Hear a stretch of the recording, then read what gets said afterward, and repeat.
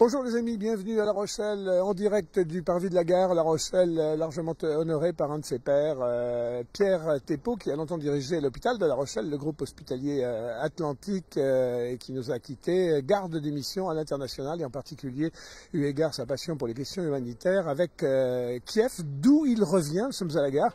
Il rentre d'une mission de 4 jours à Kiev. Pierre Thépaut, bonjour. Bonjour. Bon, dites, vous faites honneur de La Rochelle. C'est un plateau, un drapeau de La Rochelle planté au cœur de Kiev et de l'Ukraine par votre présence là-bas. Qu'est-ce que vous êtes allé faire à Kiev? D'abord, j'ai répondu à la demande du gouvernement français qui m'a demandé d'accompagner une mission, une délégation qui devait se déplacer à Kiev à l'occasion d'un sommet des ministres de la Santé de l'Union européenne.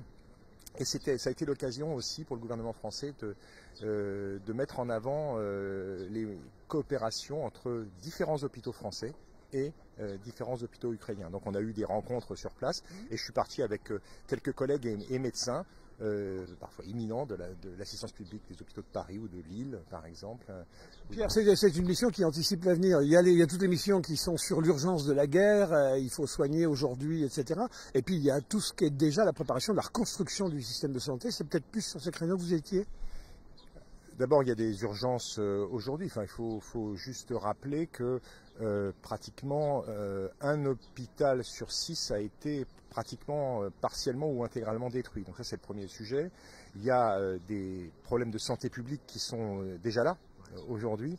Je prends un exemple, c'est que pratiquement vous avez où il y a eu 90 000 amputés en raison de la guerre. Donc 90 000 amputés, on imagine ce que ça représente derrière en aval sur les problématiques de rééducation par exemple. Et puis les moyens dont disposent les hôpitaux sont assez inégalement répartis. Paradoxalement, c'est les hôpitaux qui sont le plus près de la frontière polonaise qui ont eu un peu plus de moyens parce qu'ils sont plus faciles d'accès. Par contre, les hôpitaux qui sont plus près du front, et même les hôpitaux à Kiev, ont aujourd'hui beaucoup de mal à soigner des patients. Alors, on l'a vu, vous étiez reçu de façon très officielle, puisque vous avez même salué, reçu le président Zelensky. Quel type de bonhomme il est quand on est proche de lui comme ça? Alors d'abord, je n'ai pas été reçu par le président Zelensky. Il se trouve qu'effectivement, il est intervenu lors de cette réunion et effectivement, moi j'étais là, on s'est souri, il est venu me voir et il m'a dit, ça a duré moins d'une minute quand même, il m'a dit une chose que j'ai trouvée importante. Il a dit, écoutez, après s'être enquis de savoir qui j'étais, etc., il m'a dit, mais vraiment, merci à la France pour le soutien qu'elle apporte à nos hôpitaux et merci aux médecins qui sont venus travailler avec nous. Alors, vous nous avez envoyé des photos, on va les voir défiler dans quelques instants. Le cadre était très officiel, très sérieux, très grave, mais en même temps extrêmement amical, puisque vous avez eu des moments de grande générosité les uns envers les autres. Même, vous êtes procuré une toile, on vous a offert une toile. Oui, c'est-à-dire que l'un des professeurs de médecine de l'hôpital régional de Kiev peint à ses temps perdus depuis des années et il a décidé de vendre toute sa collection au profit des familles de soldats blessés qui ont parfois perdu quelqu'un de leur famille. Et donc moi j'ai été invité, c'était pas du tout prévu, j'ai été invité. Et là, il y avait évidemment des membres du gouvernement, etc., et puis des députés, etc., etc. Puis il y avait aussi des tas de gens que je ne connaissais pas. Et puis cette exposition m'a beaucoup touché, et donc je suis tombé en arrêt devant cette toile qui n'était pas une toile qui retraçait la noirceur de la guerre, mais au contraire la lumière de l'espoir. Et donc j'ai voulu acheter cette toile, mais ils n'ont jamais voulu que je l'achète, et ils me l'ont offerte. Voilà. Donc, je suis revenu avec. À la fois, quand la ville n'est pas menacée, on a l'impression que la vie est normale, la vie quotidienne est normale, paisible, etc. Ça n'empêche pas que de temps en temps, rappel à l'ordre, une bombe. Vous avez, à un moment, été menacé par ça? Alors, il se trouve que Kiev a vraiment un bouclier antimissile extrêmement solide. Donc, il y a des alertes, mais il y a quand même très peu d'éclats ou de missiles qui sont tombés sur Kiev. Mais il n'empêche, il y a des alertes. Et donc, Vous en avez subi une, vous? on a eu une alerte. Donc, vous avez une petite application qui vous réveille à 4 heures du matin. Donc, tout le monde doit descendre au 3e sous-sol de l'hôtel, qui était d'ailleurs bien aménagé. Et on a fini la nuit là en discutant. Voilà, bon, ça arrive.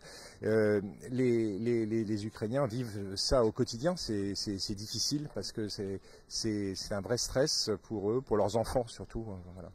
Aller à Kiev, c'est galère. Jadis, on prenait un vol, Paris-Kiev. Au jour d'aujourd'hui, plus on se rapproche de Kiev, plus les moyens sont un peu précaires, etc. C'est combien de temps de voyage et comment ça se construit un voyage jusqu'à Kiev? C'est 36 heures de voyage. D'ailleurs, on est passé d'abord par Varsovie à l'aller. D'ailleurs, on a eu une réunion très intéressante à l'ambassade de France à Varsovie parce que en Pologne, ils ont, par exemple, ils ont accueilli beaucoup d'enfants déplacés d'institutions, des enfants en situation de handicap ou des enfants qui étaient orphelins. Et aujourd'hui, ils ont une grande difficulté à pouvoir renvoyer ces enfants chez eux parce que souvent on n'arrive pas à retrouver des tuteurs, par exemple. Donc c'est des sujets comme ça. Vous savez, la question des déplacés est une question majeure parce qu'il y a ces personnes-là n'ont plus du tout de suivi médical comme ils avaient avant, etc. Donc on passe d'abord par la Pologne. Là, on a eu un chauffeur qui est venu nous prendre à l'aéroport de Varsovie, qui nous a amenés à la ville frontière côté polonais. Et là, on avait un train spécial, puisqu'en fait, dans ce train, il y avait des wagons par délégation. Il y avait la première ministre du Danemark, il y avait des ministres de santé des républiques baltes, etc. etc. Américain? Ah non, Blinken, lui, est arrivé par avion spécial. C'était pas du tout prévu. Enfin, moi, j'étais pas au courant qu'il devait venir. Il est venu surtout voir le président Zelensky sur d'autres sujets que la santé, d'ailleurs. Donc, bon, Pierre, on sait le rôle que vous avez joué ici à l'hôpital de La Rochelle. Il a été impliqué de façon solidaire sur plusieurs types d'opérations. Il est toujours en lien, l'hôpital de La Rochelle, avec Kiev, avec tous ces théâtres d'opérations dramatiques? Alors, je ne vais pas parler de l'hôpital de La Rochelle, ma collègue en parlera bien mieux que moi maintenant.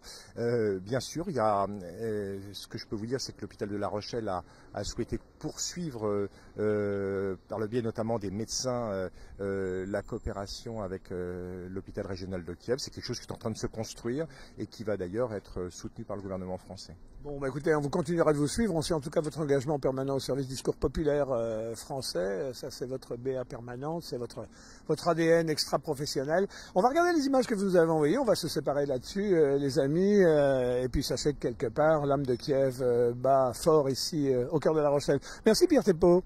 Merci à vous et puis à bientôt en tout cas. Allez, vous nous tenez au courant sur vos prochains déplacements.